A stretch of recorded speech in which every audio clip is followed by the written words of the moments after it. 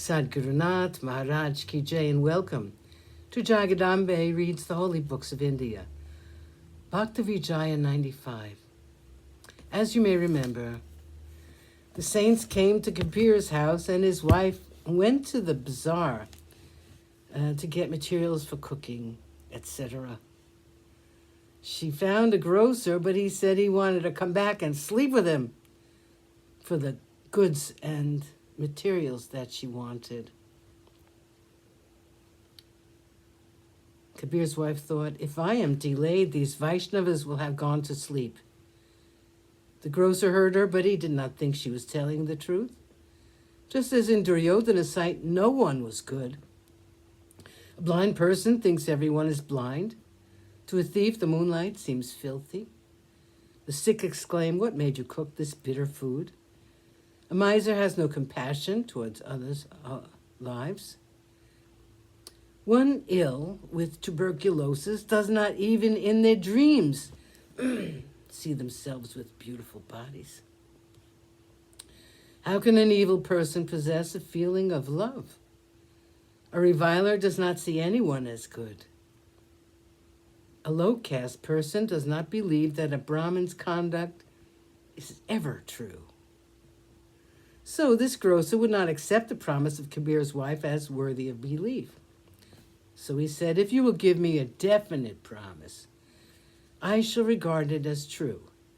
Listening to the words of this evil-minded one, by the strength of her courage, she controlled her mind.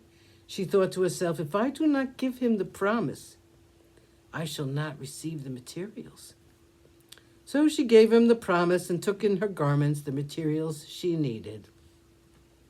She hastened back to her home and prepared these materials for cooking. The saints then said to Kabir's wife, we wish to do the cooking ourselves. The Vaishnavas then very lovingly took the cooking vessels and began to cook. With great pleasure, they prepared many various kinds of dainty food, which was served on plates. And Kabir and his wife began the ceremonies of the saints' worship. They offered to them perfume, rice, garlands of flowers, fragrant ointments, incense, and bowed to them with reverence. The saints had their appetites satisfied with such food as they liked. Kabir's wife then called her husband into a private room.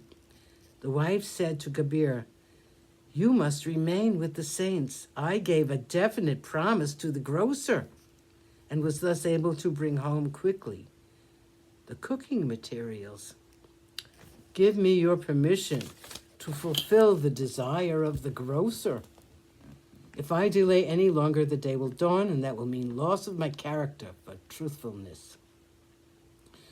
Kabir the Bhakta, listening to what she said, replied, I also will come along with you. The grocer's kindness toward us has been very great. The saints have been able today to obtain food. This will be credited to him as a good deed. We have no way of repaying his kindness.